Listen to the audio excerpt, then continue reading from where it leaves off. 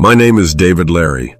I am 90 years old, and I want to tell you something that I have been sitting with for a long time now, something that took me decades to understand, and something that I wish, with everything left in me, that someone had sat me down and said plainly when I was young. I was born on January 16, 1936, in Fairhope, Alabama, a small city in Baldwin County. My father, Harold, was a quiet man who worked hard and said very little. My mother, Margaret, was the kind of woman who held everything together without ever asking to be noticed. They were good people, honest people, the kind of people who believed that if you kept your head down and did what was right, life would eventually reward you for it. And for the most part, I tried to live that way. I got married in 1960 when I was 24 years old. Her name was Ruth. She was the kind of woman who made you feel like you had done something right in a previous life just to deserve knowing her. We had 2 children together. A son, Michael, born in 1963. A daughter, Caroline, born in 1966. We built a life. Nothing grand, nothing the newspapers would write about. But it was ours. And for a long time, it felt like enough. Ruth died a few years ago.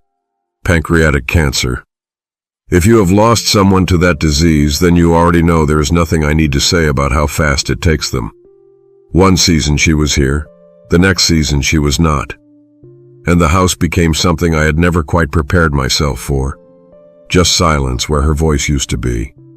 My father, Harold, died when I was 47. My mother, Margaret, left when I was 60. And now here I am. 90 years old. Most of the people who shaped my life are gone. My children are grown with lives of their own. I have grandchildren I love deeply. 4 great-grandchildren who look at me the way children look at something very old that they cannot quite make sense of. And some days, I sit in my chair by the window and I think about all the things I know now that I did not know then. All the things I should have seen coming. All the slow, quiet ways I let time move through my hands without realizing how little of it I actually had. That is what I want to talk to you about today. Not failure, not disaster, nothing dramatic. I want to talk about something far more ordinary, something far more dangerous because of how ordinary it is. I want to talk about attention, about where yours is going, and what it is quietly costing you every single day. A while back, I was sitting with my grandson. This particular grandson of mine, he is sharp. The kind of young man who asks questions that make you stop what you are doing and actually think before you answer. We were talking about nothing in particular, the way you do when an old man and a young man share the same afternoon, and somehow we got onto the subject of his phone. He was telling me about something he had seen online, some kind of conflict between people I had never heard of, celebrities or public figures of some kind. And he was describing it the way you describe something that genuinely matters, with energy, with investment, like he had a stake in how it turned out. I asked him how long he had been reading about it. He thought for a moment and said, "I don't know, a couple of hours maybe." I did not say anything right away. I just looked at him, and he looked back at me, and I think he knew, even before I said a word, that something was coming. I told him that the platform he was using was not neutral, that it was not simply showing him things at random, that it was watching him, not like a person watches, not consciously, not with judgment, but methodically, like a machine that has been built to understand one thing above all else. What will keep him there? What will keep his eyes on the screen? What will make him click? What will make him stay? He nodded slowly. He had heard some version of this before. Most young people today have. But knowing something and actually feeling the weight of it are 2 very different things. I told him that what he was consuming was shaping what the platform would show him next. That every minute he spent reading about strangers arguing online was a signal, a data point. The platform registered it, logged it, and filed it under who this young man is and what kind of content he responds to. And then it gave him more of it, and then more after that, until hours had passed and nothing of value had moved through his mind, nothing he could carry with him, nothing that would matter 6 months from now. He was quiet, and I told him something else. I said, the algorithm that is feeding you content is being trained by you whether you mean to train it or not. Every time you stop on something, every time you watch a little longer, every time you click, you are teaching it.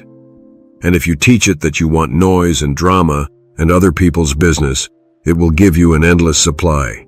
It will never run out. It will find more. It will serve it to you morning and night for the rest of your life if you let it.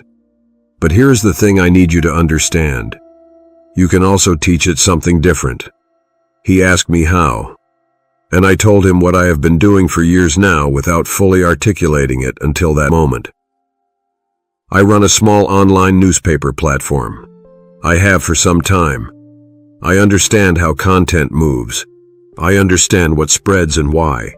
I understand the mechanics of what pulls people's attention and what holds it. And despite being in the middle of that world, despite understanding it from the inside, my personal feeds, the things that appear when I open my own accounts, do not contain gossip. They do not contain celebrity conflict. They do not contain the kind of shallow, disposable drama that seems designed for nothing except to make you feel briefly engaged and ultimately empty. That has been true for about 4 years now. Not because gossip has disappeared. There is more of it than ever. But because I trained my algorithm intentionally, deliberately. Like a man who decides what goes into his house and what does not. When something appeared on my feed that I did not want more of, I told the platform I was not interested. I did not engage with it. I did not click on it, not even out of curiosity. I did not linger on it. I moved past it, and I sought out something I actually wanted to spend my attention on. Something related to business, or to history, or to the craft of writing, or to the kind of human stories that actually teach you something. I engaged with those things. I spent time on those things. And slowly, week by week, the platform learned who I wanted to be rather than who I had been carelessly revealing myself to be. My grandson listened to all of this, really listened, the way he does when something lands differently than he expected. And then he started doing it himself. That was a few years ago now. He is a millionaire today, not because of any one decision, not because of a single idea that came to him in a flash of inspiration, but because the steady, patient, intentional curation of what entered his mind each day created a version of him that was capable of building something. His thinking changed. The connections he made changed. The opportunities he noticed changed. The people he sought out changed. All of it traced back, in a line that is not perfectly straight but is absolutely real, to that afternoon when he decided to take seriously the question of what he was feeding his mind.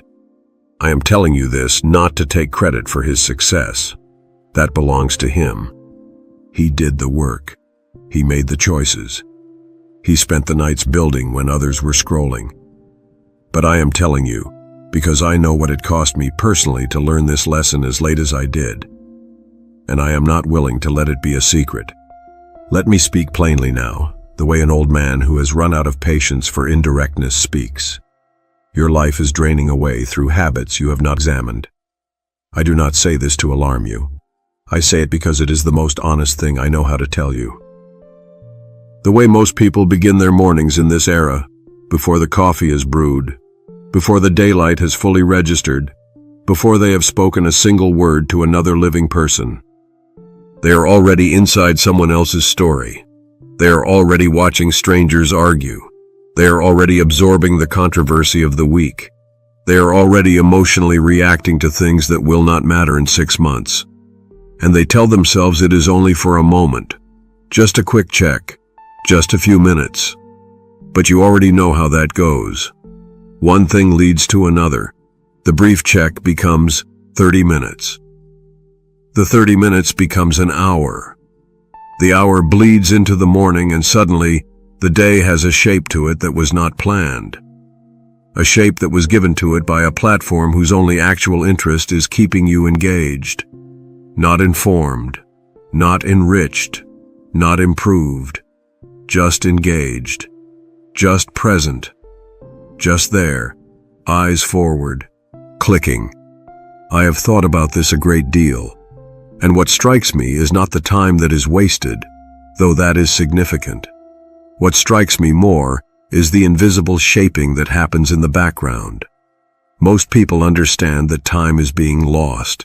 They feel a little guilty about it, and they move on. What they do not fully grasp is that their mind is also being shaped. The platform is not just taking your time.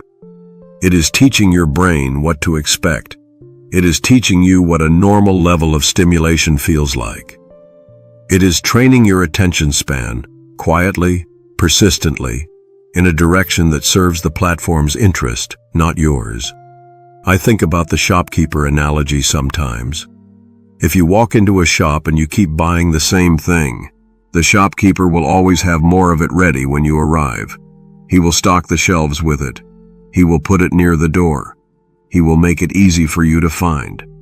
He is not doing this because he wants to hurt you. He is doing it because he is giving you what you have shown him you want. The social media platform operates exactly the same way. It stocks the shelves based on your behavior.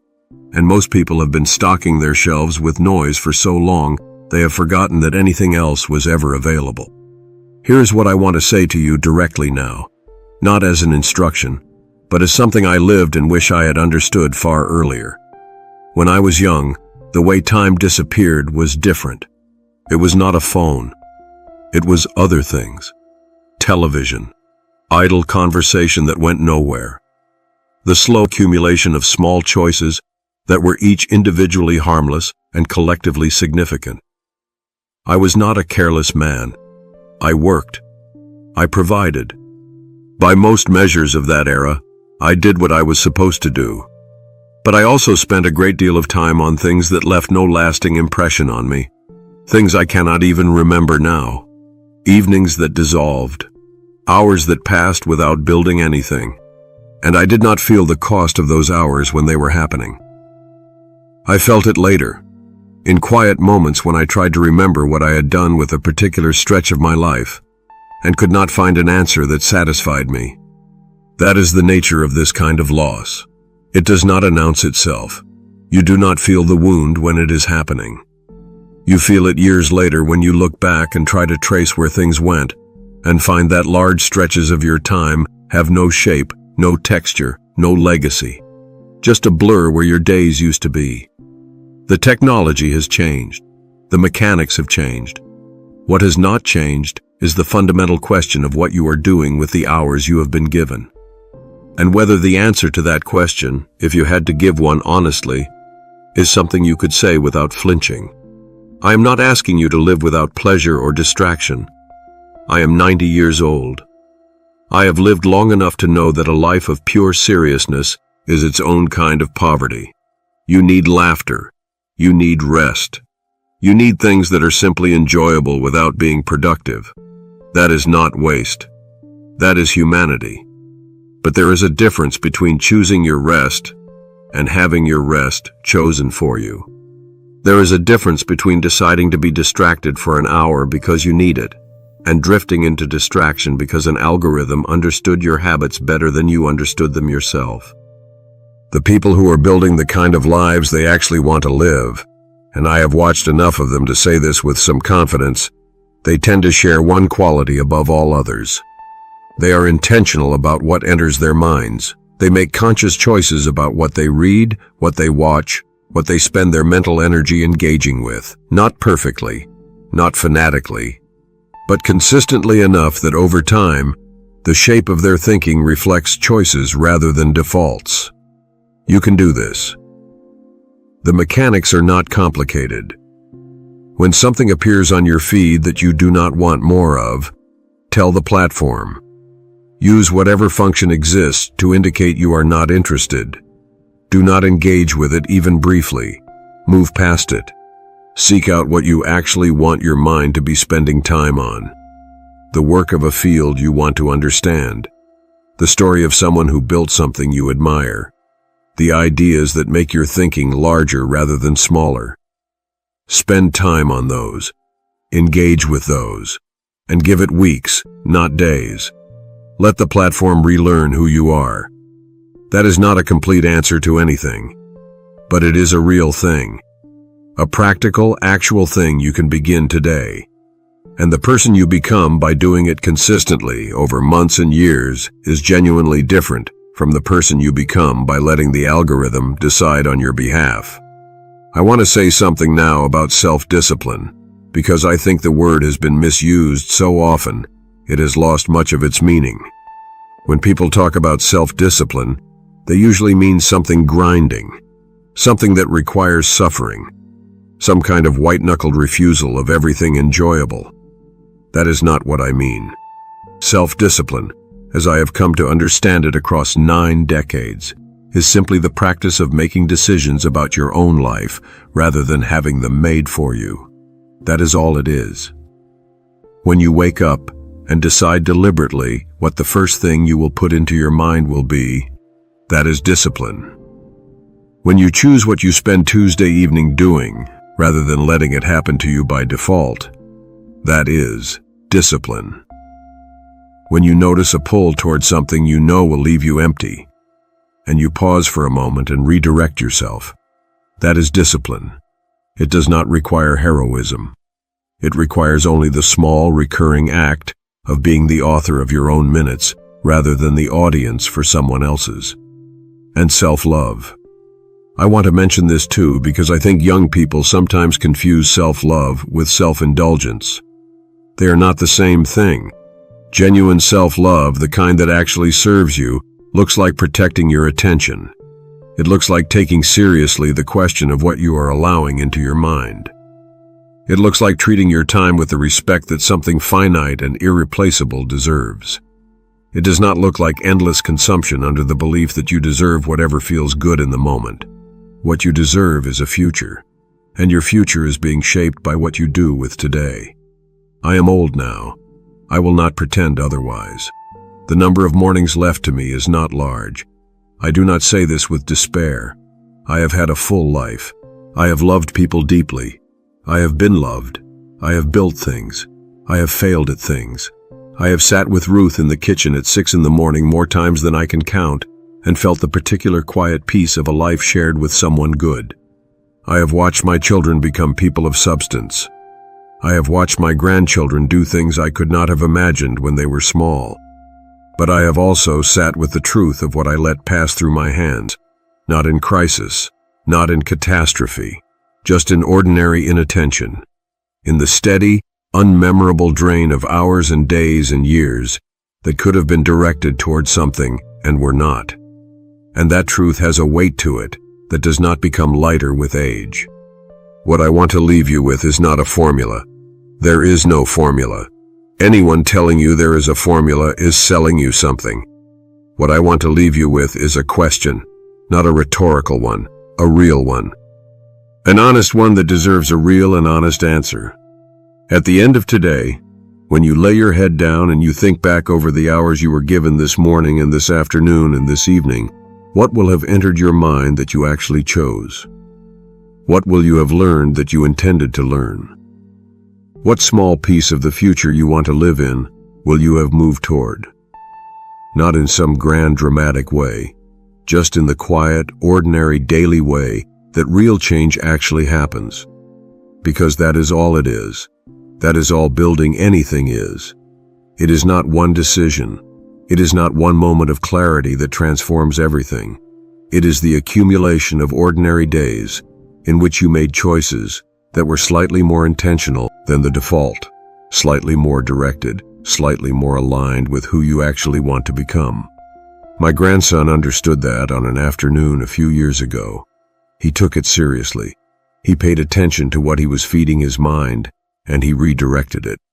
And the life he is living now reflects that choice in ways that cannot be fully traced, but cannot be doubted either. You have time that I no longer have. Not infinite time. Nobody has infinite time. But you have more of it than I do. And that is something precious. Something I want you to feel the weight of, not with anxiety, but with the kind of clear-eyed gratitude that makes you want to spend it carefully. Do not waste it on other people's noise. Do not surrender your attention to something that was designed to capture it without your consent. Do not let the algorithm tell you who you are. You tell it, and through that small act, repeated daily, you begin to tell yourself, I am 90 years old.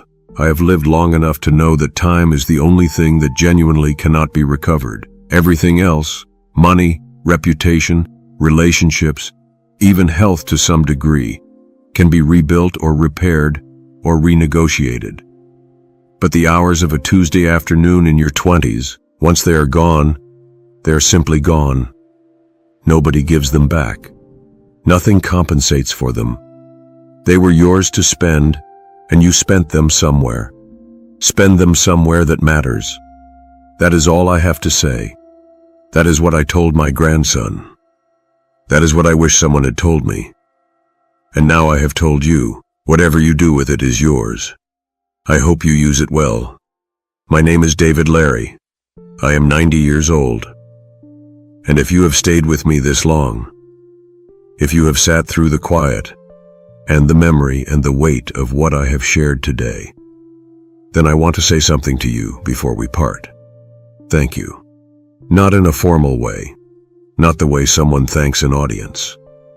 I mean it the way an old man means it when he looks across a room and realizes that someone actually listened. That is rarer than people think. Most of us spend our whole lives saying things and wondering if any of it landed. So the fact that you are still here, still reading, still watching, that means something to me. It genuinely does. I have been thinking, sitting in my chair these past years, about all the things I never said out loud when I had more time to say them. About all the wisdom I carried quietly that I never found the right moment to share. And I suppose this, whatever this is, this conversation we are having through a screen across whatever distance separates us, this is my right moment. Late as it is, I told you about my grandson today. I told you about time. About the invisible drain of hours given away without thought. About algorithms that learn you quietly while you are busy not paying attention. About the difference between the life that is built deliberately and the one that simply happens to you while you are looking at other people's lives. And I meant every word of it. But here is what I want to add now, gently, as we close. If something I said today sat with you, if some part of it felt true in a way that went a little deeper than you expected, then you already know what to do with it. You do not need me to tell you. You know. The question is only whether you will act on it while the feeling is still fresh, while the clarity is still present. Before the ordinary noise of the day comes back in and covers it over. That is always the question, isn't it? Not whether we understood, but whether we moved. If this conversation meant something to you, I would be honored if you would subscribe to this channel. Not for numbers, not for any reason that is about performance or popularity, but because there is more that I want to share. More stories, more truth, more of what 90 years looks like when you are finally willing to speak it plainly. And when you subscribe, and when you turn on that little bell notification, you will be the first to know when a new one arrives. That matters to me. I do not want you to miss it. And if this particular story moves something in you, if you felt it, please share it with someone. A young person in your life, a friend who is drifting, a son or daughter or grandchild who needs to hear that their attention is worth protecting. You will not need to say anything when you share it. Just send it quietly and let it speak for itself. Leave me a like as well if you would. It is a small thing. It takes a second. But it tells the world that this kind of conversation is worth having. And the world needs more reminders of that. And then, in the comments, I want to ask you one simple thing. Tell me where you are watching from. Just your country, or your city if you like. Something simple. Because I sit here in my corner of the world, and I speak into something I cannot fully see. And it would mean more than I can explain to know that a person in another country in another part of this wide and complicated world, heard an old man from Fairhope, Alabama, and felt something. Write it down below. Tell me where you are. Tell me if something landed. I read what I can. I am 90 years old. I move a little slower than I used to, but I am here. And I am grateful you are too. God bless you. Take care of your time. It is the only thing that truly belongs to you.